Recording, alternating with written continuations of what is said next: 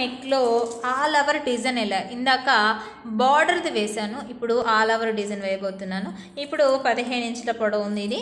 ఇక్కడ పై భాగంలో ఫస్ట్ ఇక్కడ నేను 2.5 ఇంచులు అయితే వెడల్పుగా గుర్తిస్తున్నాను. 2.5 ఇంచులు పెట్టుకున్న తర్వాత భుజం యొక్క వెడల్పు వచ్చేసి 3 ఇంచులు పెడుతున్నాను. ఇక గల్ల పొడవు 10 ఇంచుల పొడవు పెడుతున్నాను. గల్ల యొక్క పొడవు 10 ఇంచులు. ఈ 10 ఇంచులకి నేను స్ట్రేట్గా లైన్ వేసుకున్నాను. తర్వాత ఇక్కడ బాక్స్ లాగా మనకు వస్తుంది. అయితే ఈ బాక్స్ లోపల, ఈ బాక్స్ నుండి బయటకు రాకుండా ఈ బాక్స్ లోపలనే మనం డిజైన్ అనేది సెలెక్ట్ చేసుకోవాలి.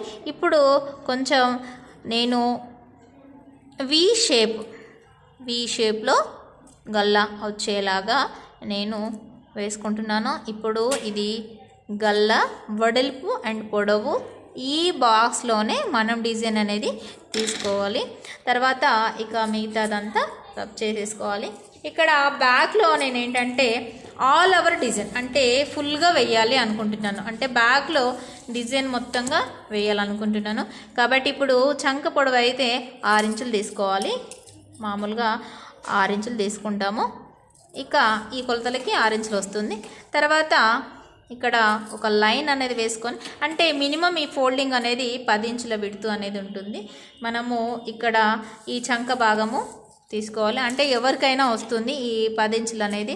40 ఇంచుల చుట్టుకొలత ఉన్న వారికి కూడా ఇది వస్తుంది. కావాలంటే మనం ఈ డిజైన్ని ఎంతవరకు చేసుకోవాలి, ఎంతవరకు వేసుకోవాలి వాళ్ళ కొలతల ప్రకారము ఈ విడ్త్ అనేది వేసుకోవాలి. కాకపోతే మనం 10 ఇంచుల వెడల్పుతో మాత్రం వేసుకుంటే ఎవరికైనా వచ్చే అవకాశం ఉంటుంది. కొంచెం లావుగా ఉన్న వాళ్ళకైతే మనం క్లాత్ పైన వేసినప్పుడు ఈ పక్క భాగంలో క్లాత్ ఎక్కువగా ఉంచుకోవాలి. సన్నగా వేసే వాళ్ళకైతే ఇక ఇక్కడ వరకు వేసుకుంటే మాత్రం సరిపోతుంది. ఇప్పుడు ఇక్కడ 1.5 ఇంచుతో క్రాస్ చేసుకోవాలి. ఈ 1